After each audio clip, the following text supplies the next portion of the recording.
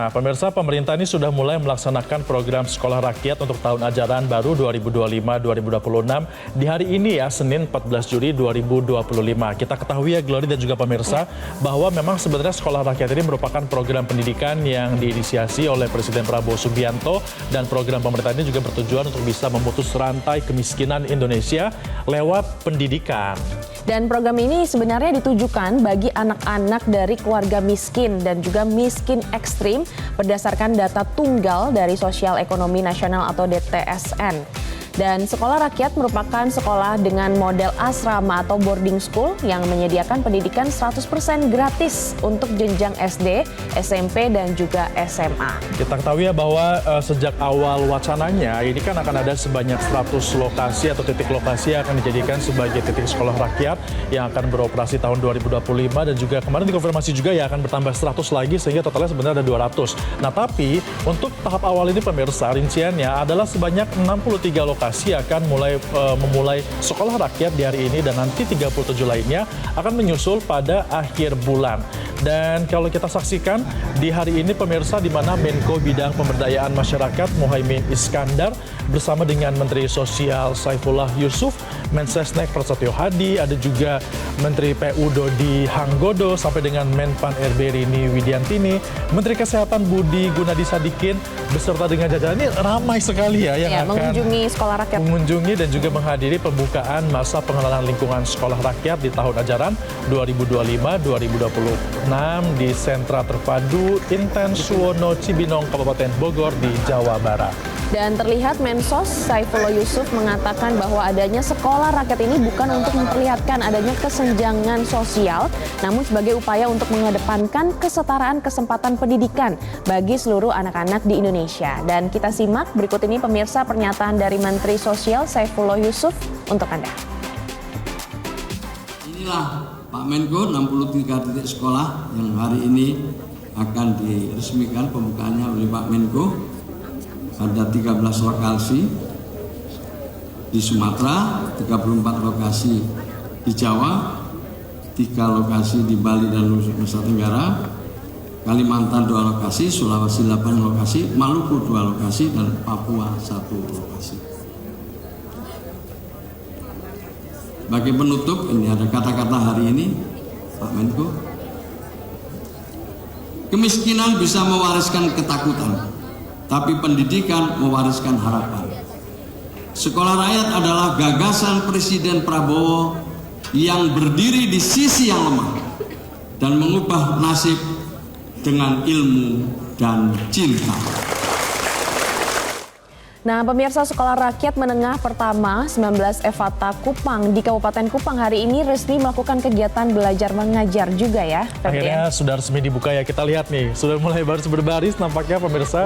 Para siswa sekolah rakyat ini merupakan siswa keluarga miskin yang tersebar di 14 dari 24 kecamatan di Kabupaten Kupang. Ini mereka sudah mulai apel perdana setelah dilakukan pengecekan nama oleh masing-masing wali dan juga pembimbing kelas. Kemudian para siswa ini melakukan registrasi untuk selanjutnya masuk ke kelas masing-masing. Lucu-lucu ya, Gloria? Iya. Sangat-sangat semangat untuk bisa masuk ke dalam kelas masing-masing. Sudah siap untuk belajar tampaknya ya. Dan mereka membawa pakaian ya, karena kan ini konsepnya adalah asrama begitu ya. Betul.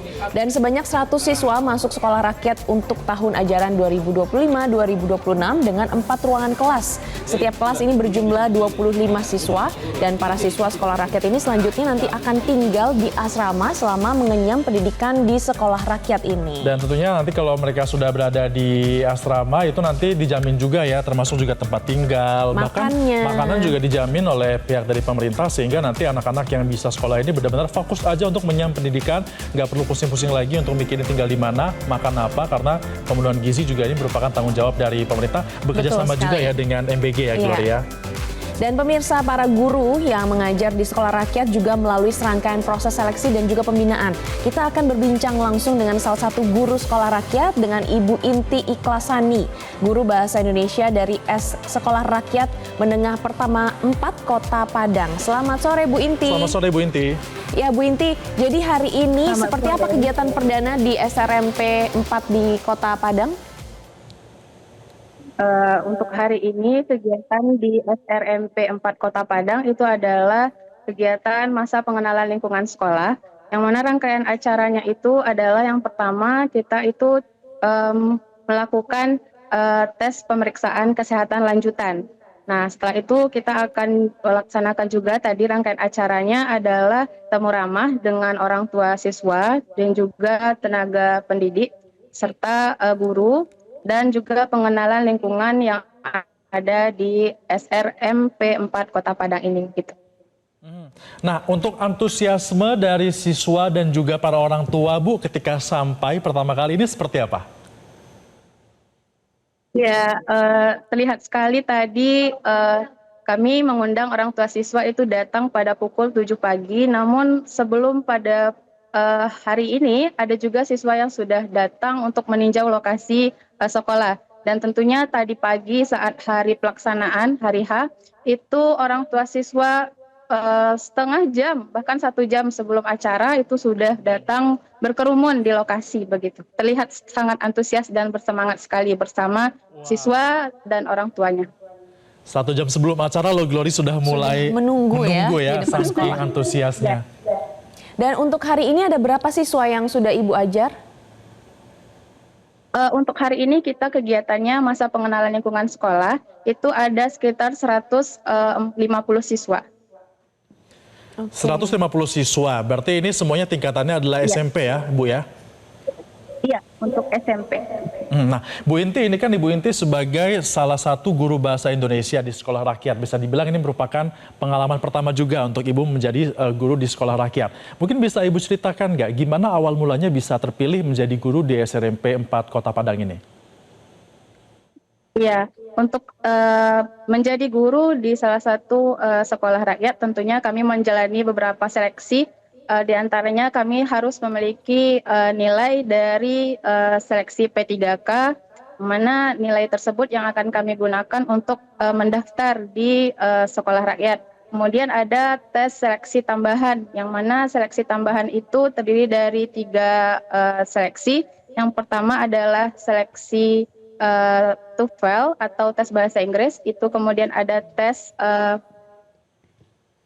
wawancara, dan juga ada tes psikotes. Ada 3 tes tambahan. Itu, Bu. Oke, jadi memang untuk tahapan seleksinya cukup panjang ya, Bu ya. Tapi untuk statusnya Ibu saat ini menjadi guru di SRMP 4 Kota Padang ini, apakah sudah diangkat menjadi ASN atau seperti apa statusnya? Ya, untuk status kami di sini adalah ASN P3K Guru Sekolah Rakyat, tentunya di bawah naungan Kementerian Sosial. Tapi Bu, ketika ini sudah diangkat sebagai P3K, kemudian juga akan menghadapi siswa-siswa di sekolah rakyat, ada pembinaan khusus nggak yang dilakukan? Ya, tentunya ada pembinaan khusus yang dilakukan dari kami sendiri, dari tenaga pendidik itu sudah diberikan pembekalan lebih kurang itu 3 hari. Nah, di sana kami dibekali terkait dengan apa sebenarnya tujuan dari sekolah rakyat ini, agar kami bisa mencapai tujuan tersebut satu gitu, tidak mengarah ke tujuan-tujuan yang lain. Gitu. Jadi ada juga pembekalan lainnya seperti kami sebelum melaksanakan pembelajaran untuk 1-2 bulan pertama itu adalah kegiatan talent mapping namanya. Jadi di sana nanti kami sebagai guru mata pelajaran sebelum masuk ke materi pembelajaran itu kami harus mengetahui apakah siswa ini sudah masuk kategorinya kategori mana saja. Apakah dia sudah masuk level 1, level 2 atau level 3 tergantung dengan mata pelajarannya masing-masing. Jadi di sana dikatakan dengan tes diagnostik awal gitu untuk mengetahui potensi siswa itu sampai mana begitu. Oke, Ibu, kalau untuk proses pembelajaran di hari pertama ini bagaimana, Bu? Untuk kurikulumnya kan kurikulum khusus ya. Apa perbedaan dengan kurikulum yang sekolah-sekolah biasa dengan kurikulum di sekolah rakyat ini? Ya, kalau kurikulum di sekolah rakyat pada dasarnya itu mengacu pada kurikulum standar nasional. Nah, namun di sini kami juga kurikulumnya juga menekankan pada pendekatan pendidikan karakter. Sehingga di sini selain siswa nantinya belajar bersama gurunya di kelas, nanti juga ada pembinaan karakter di asrama begitu. Nah, kita ngomongin soal asrama Bu, karena kan sekolah rakyat ini menjadi berbeda karena siswanya juga nanti akan masuk ke dalam asrama sampai dengan malam hari tentunya. Karena itu kalau misalnya di asrama, kegiatan anak-anak apa aja ya Bu Inti ya? Ya, untuk kegiatan di asrama itu dirancang khusus, ada kurikulum asramanya juga. Sana nanti tentunya lebih kepada pendidikan karakter, membina karakter siswa itu bagaimana mereka tentunya yang pertama adalah meningkatkan iman dan takwanya kepada Tuhan Yang Maha Esa, membiasakan bagaimana mereka sosialnya gitu. Jadi integrasi pembelajaran yang mereka terima di kelas itu mereka terapkan saat mereka berada di asrama itu begitu. Oke, Ibu. Kalau lalu bagaimana dengan mekanisme pengawasannya? Apakah para guru ini juga ikut tinggal di asrama? Ya, untuk guru dan tendik itu tinggal di asrama. Oke, berarti Ibu Inti sampai nanti malam juga ikut mengawal kegiatan anak-anak ya di sana ya? Iya, betul. Kira-kira kegiatan apa saja yang kira-kira nanti akan dilakukan setelah sore hari ini nanti sampai nanti malam? Tentunya setelah sore hari ini sampai nanti malam itu kan siswanya baru pertama kali masuk ke dalam kamar mereka. Tentunya nanti kami sebagai guru yang mendampingi bersama wali asuh dan juga wali asrama nantinya kembali akan melakukan apakah siswa ini sudah beradaptasi dengan lingkungannya, tentunya apakah mereka sudah mengetahui lokasi-lokasi di manakah mereka harus sholat atau beribadah, di manakah mereka nanti harus makan dan sebagainya, apakah mereka sudah saling mengenal satu sama lain sesama rekan yang ada di kamar tersebut. Karena ini kan pengalaman mereka pertama juga di asrama ini gitu. Tentunya yang paling penting yang diterapkan adalah bagaimana mengenal lingkungan yang terlebih dahulu. Nah, Bu Inti, untuk bisa memastikan bahwa nanti para siswa ini tetap kondusif di dalam asrama, tidak dalam tanda kutip ini berantem atau gimana, Gloria? Dikhawatirkan kan bisa berkumpul semua kan dalam satu asrama seperti itu. Mengaturnya pasti tidak mudah. Nah, ada kiat-kiat khusus tidak yang dilakukan oleh para guru di sana?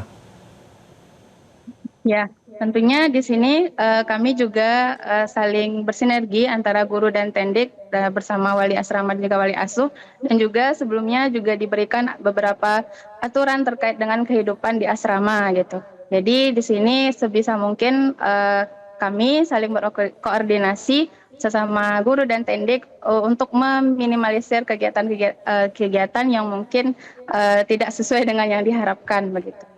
Oke, Ibu Inti, bagaimana dengan keterlibatan orang tua? Apakah orang tua diizinkan untuk menyambangi anak-anaknya selama proses belajar mengajar? Karena kan mengingat ini asrama begitu ya. Banyak anak yang mungkin belum terbiasa berpisah dengan orang tuanya. Kangen mungkin dengan orang tua, Gloria? Iya, betul. Ya, kalau untuk orang tua itu kalau dalam program masa pengenalan lingkungan sekolah itu mungkin pembiasaan terlebih dahulu, dan juga di sini tentunya kami memberikan penguatan baik itu kepada siswa ataupun kepada orang tuanya sendiri sehingga mereka akan mampu segera beradaptasi dengan keadaan yang sekolah rakyat ini gitu. Artinya memang ini masih perlu adaptasi dan juga kita akan harapkan agar berjalan lancar ya, benar-benar bisa memberikan pendidikan bagi seluruh siswa di Indonesia, terutama buat yang membutuhkan. Terima kasih Ibu Inti Ikhlasani, Guru Bahasa Indonesia di SRMP 4 Kota Padang, sudah bergabung bersama kami dalam Newsline. Jelajahi cara baru mendapatkan informasi. Download Metro TV Extend sekarang.